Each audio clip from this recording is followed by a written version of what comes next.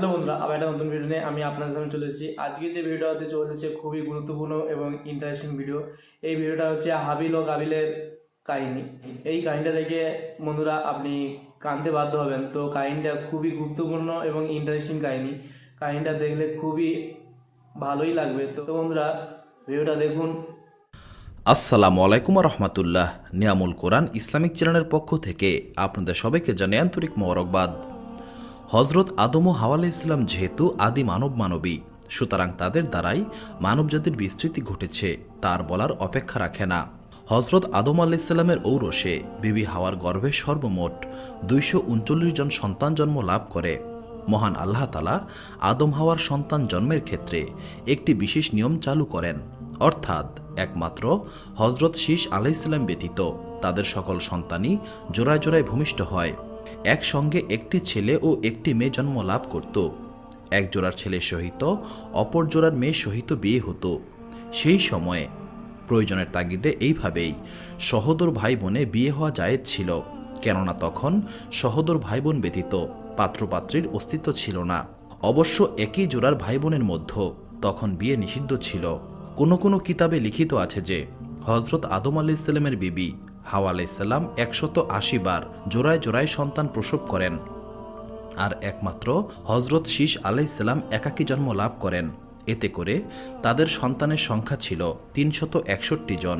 হজরত আদম ও হাওয়া আলাইহিস সালাম শরণদ্বীপে গিয়ে স্থায়ীভাবে বসবাস করতে লাগলেন। অতঃপর কিছুদিনের মধ্যে বিবি হাওয়া আলাইহিস সালাম অন্তঃসত্ত্বা হয়ে পড়েন এবং যথাসময়ে তার গর্ভে হজরত আদম আলাইহিস সালামের প্রথম সন্তানদ্বয় তথা এক ছেলে ও এক মেয়ের জন্ম হল। পুত্রের নাম রাখা হলো কাবিল এবং কন্যার নাম রাখা হলো আকলিমা। এই কন্যাটিকে মহান আল্লাহ তাআলা অপরূপ সৌন্দর্য দান করেছিলেন। এর কিছুদিন পর বিবি হাওয়া পুনরায় অন্তঃসত্ত্বা হন এবং তাতেও এক ছেলে ও এক মেয়ের জন্ম হলো। ছেলের নাম রাখা হলো হাবিল এবং মেয়ের নাম রাখা হলো গাজা। গাজা আকলিমার মতো এত রূপসী ছিল না। সন্তান 4 জন ক্রমে বয়ঃপ্রাপ্ত হতে লাগল। যথাসময়ে তারা বিবাহযোগ্য হল। মহান আল্লাহ তাআলার মূল লক্ষ্য ছিল মানব বংশ বিস্তার করা। সুতরাং তিনি জিব্রাইল আলাইহিস সালামকে এই কথা বলে হজরত আদম আলাইহিস সালামের কাছে পাঠালেন যে তুমি তাকে গিয়ে বলো তার সন্তানদের বিয়ের সময় হয়েছে, তাই সে যেন এক জোড়ার পুত্রের সহিত অপর জোড়ার কন্যার বিয়ে দেয়। কিন্তু সাবধান, একই জোড়ার ছেলেমেয়ের মধ্যে যেন বিয়ে সংঘটিত না হয়। মহান আল্লাহ তাআলার পক্ষ হতে এহেন আদেশপ্রাপ্ত হয়ে হজরত আদম আলাইহিস সালাম পুত্র কাবিল ও হাবিলকে ডেকে বললেন, মহান আল্লাহ তাআলার পক্ষ থেকে নির্দেশ এসেছে, আমি তোমাদেরকে এখন বিয়ে করিয়ে দেব। তোমাদের যার যার জোড়ার বোনের সঙ্গে অপর জোড়ার ভাইয়ের সহিত বিয়ে দিতে হবে। এটাই মহান আল্লাহ তাআলার নির্দেশ। সুতরাং কাবিল গাজাকে এবং হাবিল আকলিমাকে বিয়ে করার জন্য প্রস্তুত হও। পিতার আদেশ শ্রবণ করে হাবিল নীরব থাকল, কিন্তু কাবিল সঙ্গে সঙ্গে প্রতিবাদ করে বলল, না, এটা হতে পারে না। আকলিমা বেশি সুন্দরী, আমি তাকেই বিয়ে করব। আর তার প্রতি দাবি আমার বেশি, যেহেতু সে আমার জোড়ার মেয়ে। হাবিল তার জোড়ার মেয়েকে বিয়ে করুক। মহান আল্লাহ তাআলা তো মায়ের পেট হতেই জোড়া মিলিয়ে দিয়েছেন, আমাদেরও উহা রক্ষা করা উচিত কাজ হবে। পিতা, কি কারণে আপনি মহান আল্লাহ তাআলার নির্ধারিত জোড়া ভেঙে উহা অদলবদল করতে চান তা আমি বুঝতে পারছি না। আমার মনে হচ্ছে আপনি হাবিলকে বেশি ভালোবাসেন বিধায় আকলিমাকে তার সহিত বিয়ে দেওয়ার চিন্তা করছেন। তবে এটা আমি জানিয়ে দিচ্ছি, আকলিমার সহিত হাবিলের বিয়ে কোনো ক্রমেই আমি মেনে নেব না। আকলিমাকে আমি বিয়ে করব। সুতরাং আপনাকে আগেই জানিয়ে দিলাম যে আমাদের বিয়ে নিয়ে কোনো অঘটন সৃষ্টি হলে সেজন্য আমাকে দায়ী করা চলবে না। হজরত আদম আলাইহিস সালাম বললেন, দেখো বেটা, তুমি যাই বলো না কেন, মহান আল্লাহ তাআলার নির্দেশ অনুসারেই আমাকে কাজ করতে হবে। একবার তার হুকুম অমান্য করে বেহেশত হতে পৃথিবীতে আগমন করেছি, দীর্ঘকাল কান্নাকাটি করে গুনাহ মাফ করিয়েছি। পুনরায় তার আদেশ যদি আমি অমান্য করি তাহলে আবার কোনরূপ বিপদ আসবে তা বলা যায় না। তাকে মুখ দেখানোর মতো আমার আর সুযোগ থাকবে না। এইসব কথা চিন্তা করে তুমি আমার ব্যবস্থায় রাজি থাকো, কোনো প্রকার অবাধ্য হইও না। কিন্তু পিতার কোনো কথাতেই কাবিলের জেদ হ্রাস পেল না। পিতাও সেদিকে ভ্রুক্ষেপ না করে আকলিমার সহিত হাবিলের বিয়ে পুরিয়ে দিলেন। বিয়ে হয়ে যাবার পর থেকেই হাবিল কাবিলের মহাশত্রুতে পরিণত হল। একদিন সে হাবিলকে বলল, তুমি যদি নিজের মঙ্গল চাও তাহলে আকলিমাকে ত্যাগ করো, তাকে আমি বিয়ে করব। হাবিল বলল, কি কারণে আমি আকলিমাকে ত্যাগ করব? আব্বাজান, মহান আল্লাহ তাআলার নির্দেশে যা করেছেন তাতে আমি সন্তুষ্ট। আর যদি আমি তা না করি তাহলে মহান আল্লাহ পাকের দরবারে আমি মহাপাপী হব। হাবিলের কথা শ্রবণ করে কাবিল ক্রুদ্ধ হয়ে তার সঙ্গে দুর্ব্যবহার করল এবং তাকে বিশেষভাবে ভীতি প্রদর্শন করল। এই ঘটনা হজরত আদম আলাইহিসসালামের কর্ণগোচর হলে তিনি খুবই চিন্তান্বিত হয়ে পড়েন এবং কাবিলকে অসদাচরণ হতে নিবৃত্ত করার জন্য একদিন উভয় ছেলেকে ডেকে বললেন, দেখো বাবা, আমি মহান আল্লাহ তাআলার পক্ষ হতে যে রূপ নির্দেশ লাভ করেছি সেই রূপেই তোমাদের বিয়ে দিয়েছি। তবে তোমরা তাতে যদি অসম্মত হও এবং মহান আল্লাহ পাকও অন্যরূপ চান তাহলে পুনরায় তোমাদের বিয়ে রদবদল করে দেওয়া যাবে। এখন মহান আল্লাহ পাকের মতামত প্রত্যক্ষভাবে যাচাই করার জন্য তোমরা উভয়ে কুরবানি দিয়ে দেখো। মহান আল্লাহ তাআলা যার কুরবানি মঞ্জুর করবেন আকলিমাকে তার কাছেই বিয়ে দেওয়া হবে। তৎকালে এই নিয়ম প্রচলিত ছিল যে কোনো উদ্দেশ্যে কুরবানি করে কুরবানির মাংস রেখে দেওয়া হতো। যার কুরবানি কবুল হতো পাহাড় অঞ্চলের দিক হতে শ্বেতবর্ণের আগুন এসে উক্ত মাংস জ্বালিয়ে দিয়ে যেত, আর যার কুরবানি মঞ্জুর হতো না তা আগুন জ্বালিয়ে দিত না, বরং পড়েই থাকত। হাবিল ও কাবিল দুই ভাই পিতার প্রস্তাবে রাজি হয়ে দুইজন দুইটি বকরি নিয়ে এসে একদিন পাহাড় এলাকায় চলে গেল এবং নিজ নিজ বকরি জবেহ করে পৃথক পৃথকভাবে উহার মাংস পাহাড়ের উপর রেখে দিল। কিছু সময়ের মধ্যেই দেখা গেল মহান আল্লাহ তাআলার কুদরতে পাহাড়ের একদিক হতে ধূম্রহীন শ্বেতবর্ণের অগ্নিশিখা এসে হাবিল কর্তৃক কোরবানিকৃত মাংস জ্বালিয়ে দিয়ে গেল। এই দৃশ্য দর্শন করে হাবিল ভীষণ আনন্দিত হয়ে মহান আল্লাহ তাআলার দরবারে শুকরিয়া আদায় করল। পক্ষান্তরে কাবিল লজ্জা ও অপমানে হিংস্র ও ক্রুদ্ধ মূর্তি ধারণ করে হাবিলকে বলল, অবশ্যই আমি তোমাকে দেখে নেব। কোরবানির ফলাফলের কথা হজরত আদম আলাইহিসসালামের কানে পৌঁছালে তিনি কাবিলকে কাছে ডেকে বললেন, দেখলে তো বাবা, মহান আল্লাহ পাকের কি ইচ্ছা ছিল। এখন তুমি আমার কথা শোনো। মহান আল্লাহ পাকের উপর রাজি খুশি থেকে হাবিলের সঙ্গে সদ্ভাব রেখে চলো, তাতে মহান আল্লাহ তাআলা খুশি হবেন এবং তোমার ভবিষ্যৎ মঙ্গলময় হবে। পিতার এইসব কথার প্রতি কাবিল কর্ণপাত করল না। সে মনের জ্বালায় হাবিলের প্রতি আরও বেশি মাত্রায় শত্রু ভাবাপন্ন হয়ে পড়ল। সে এবার প্রতিজ্ঞা করল, যে কোনোভাবেই হোক না কেন হাবিলকে সে হত্যা করবে। হত্যার সুযোগ সে তালাশ করতে লাগল, কিন্তু পিতা হজরত আদম আলাইহিসসালামের অতি সতর্কতার ফলে সহসাই সেই উদ্দেশ্য সাধনে সক্ষম হল না। অবশ্য সে সুযোগ পেলেই উদ্দেশ্য পূরণ করবে এইরকম মনোভাব নিয়ে গুজরান করতে লাগল। কিছুদিন পর হজরত আদম আলাইহিসসালাম হজ ব্রত পালনার্থে মক্কায় গমন করলেন। কাবিল ততদিনে পিতা কর্তৃক শাস্তি পাবার ভয়ে এবং তার বিশেষ সতর্কতার ফলে এতদিন যে কাজ করতে পারেনি, পিতার অবর্তমানে এবার সেই কাজ করতে পারবে মনে করে উৎসাহিত হয়ে উঠল এবং বিশেষভাবে সুযোগের সন্ধানে থাকল। শীঘ্রই সে সুযোগ পেয়ে গেল। একদা হাবিল তার বকরি ও মেষপাল চড়াতে প্রান্তরে গেল। কাবিল সব সময় তার যাতায়াতের স্থল এবং গতিবিধির উপর নজর রাখত। সেদিন হাবিল মেষ চড়াতে যাবার বেশ কিছু সময় পর কাবিল চরণভূমিতে গিয়ে দেখল হাবিলের বকরি ও মেষগুলো মাঠে চড়ছে, আর কাবিল মাঠের এক প্রান্তে গাছের ছায়ে ঘুমাচ্ছে। কাবিল ভাবল, হাবিলকে হত্যা করার উপযুক্ত সময় এখনই। কিন্তু সমস্যা হলো পৃথিবীতে এতদিনে কেউ কাউকে মারেনি, হত্যাও করেনি। হজরত আদম আলাইহিসসালামের কোটি সন্তান ব্যতীত পৃথিবীতে অন্য কোনো মানুষই ছিল না, তাই হত্যা বা মারার প্রশ্নও ছিল না। কাবিল হাবিলকে হত্যা করতে চাচ্ছে বটে, কিন্তু কিভাবে হত্যা করবে তা নিয়ে ভাবনায় পড়ল।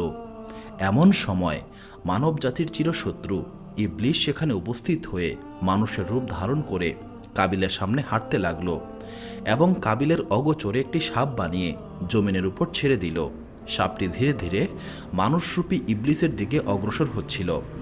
অমনি জমিন হতে বৃহৎ একখণ্ড পাথর উঠিয়ে সাপটির মাথা লক্ষ্য করে নিক্ষেপ করল। অমনি জ্যান্ত সাপটি প্রাণ ত্যাগ করল। ঘটনাটি কাবিলের চোখের সামনে ঘটল। কাবিলের সমস্যা দূর হয়ে গেল। সে হত্যা করার উপায় খুঁজে পেল। সুতরাং সে আর দেরি না করে তৎক্ষণাৎ একখণ্ড পাথর তুলে হাবিলের মস্তক লক্ষ্য করে সজোরে নিক্ষেপ করল এবং সঙ্গে সঙ্গেই হাবিল মৃত্যুর কোলে ঢলে পড়ল। হত্যা তো করা হলো, এখন নতুন সমস্যা দেখা দিল। হাবিলের মৃতদেহ গোপন করবে কিভাবে এবং নিজেকে কিভাবে আড়াল করবে। সে ভাবল, হাবিলের লাশ যদি এখানে পড়ে থাকে তাহলে তার মৃত্যুর সংবাদ পিতা জেনে যাবে এবং সেই যে হত্যাকারী তাও সে বুঝতে পারবে। সুতরাং হাবিলের মৃত্যুর খবর সহসা যাতে পিতার কাছে না পৌঁছে এবং লাশের সন্ধান না পায়, সেই জন্য হাবিলের মৃতদেহ কাঁধে নিয়ে এদিক সেদিক ঘুরতে লাগলো এবং ভাবতে লাগলো এই লাশ কোথায় দাফন করা যায়। হাবিলের মৃতদেহ কাঁধে নিয়ে কাবিল যখন পথ চলছিল তখন হঠাৎই তার দৃষ্টি পড়ল দুটি কাকের উপর। কাক দুটি কলহে লিপ্ত ছিল, উহাদের একে অপরকে ঠোঁট দ্বারা ভীষণ আক্রমণ করছিল। অকস্মাৎ সবল কাকটি দুর্বল কাকটিকে প্রবল আক্রমণ করলে দুর্বল কাকটি প্রাণ হারালো। অতঃপর হত্যাকারী কাকটি ঠোঁট দ্বারা মাটি খুঁড়ে মৃত কাকটিকে দাফন করে উড়ে চলে গেল। এই দৃশ্য দেখে কাবিল নিজেকে মনে মনে এই বলে ধিক্কার দিল যে সামান্য একটি কাকের বুদ্ধি আছে, আমার মাথায় সেই বুদ্ধিটুকুও নেই।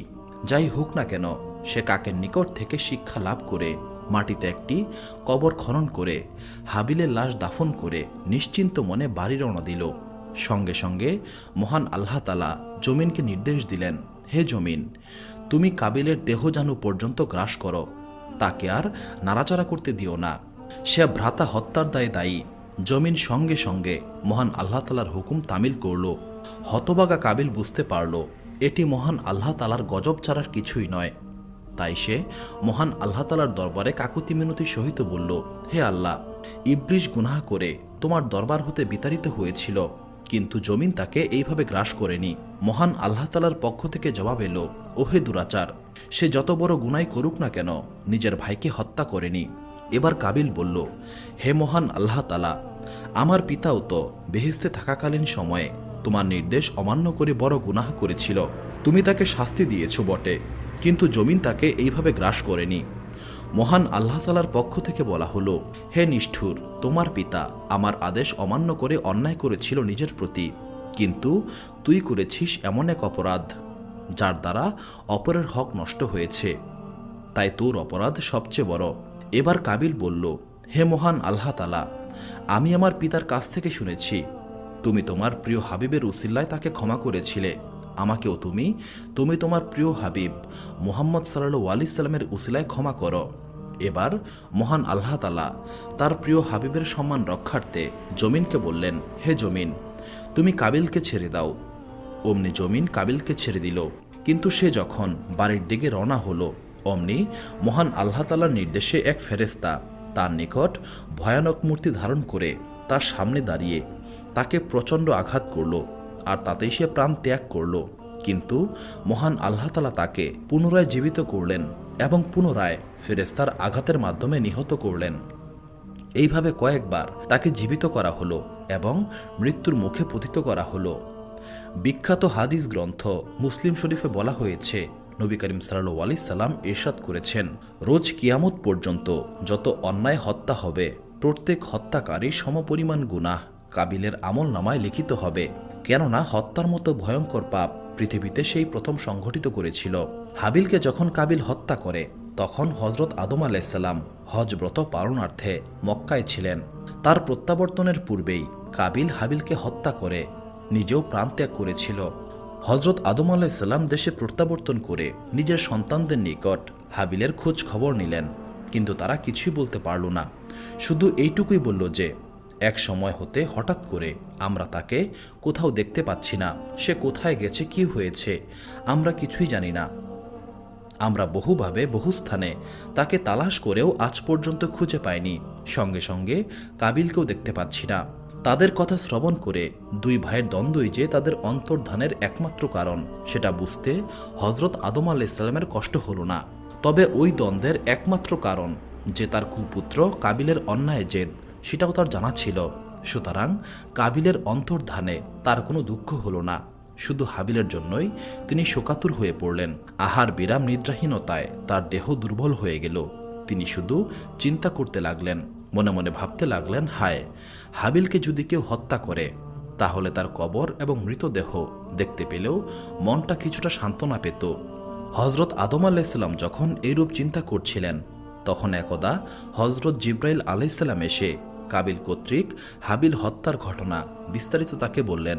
অতঃপর তাকে হাবিলের মৃত্যুর স্থান এবং কবর দেখিয়ে নিলেন। হযরত আদম আলাইহিস সালাম উক্ত কবর হতে হাবিলের মৃতদেহ তুলে দেখলেন যে তার মাথাটি একদম চূর্ণ বিচূর্ণ হয়ে গেছে এবং সমস্ত শরীর এখনও রক্তাক্ত। এহেন অবস্থা দর্শন করে তিনি একেবারেই অস্থির হয়ে পড়লেন এবং কাঁদতে কাঁদতে হাবিলের লাশ বাড়িতে নিয়ে এলেন। ছেলের এই অবস্থা দর্শন করে তার হতভাগিনী মাও কাঁদতে কাঁদতে সংজ্ঞাহীন হয়ে পড়লেন। এবার জিব্রাইল আলাইসাল্লাম পিতামাতাকে সান্ত্বনা ও প্রবোধদান করলেন এবং তাদেরকে ধৈর্য ধারণের জন্য বললেন এবং হাবিলের লাশ মাটিতে দাফনের জন্য পরামর্শ করলেন। তো বন্ধুরা দেখতে পেলেন ভিডিওটা খুবই ইন্টারেস্টিং এবং গুরুত্বপূর্ণ ভিডিও। তো দেখতে পেলেন হাবিল ও কাবিলের কাহিনী। এ খুব এক দুঃখময় কাহিনী। কাহিনীটা দেখে খুবই ভালো লাগলো বন্ধুরা। তো ভিডিওটা খুবই ইন্টারেস্টিং ভিডিও। তো ভিডিওটা যদি ভালো লেগে থাকে বন্ধুরা লাইক শেয়ার এবং কমেন্ট করবেন এবং চ্যানেলটিকে সাবস্ক্রাইব করে দেবেন।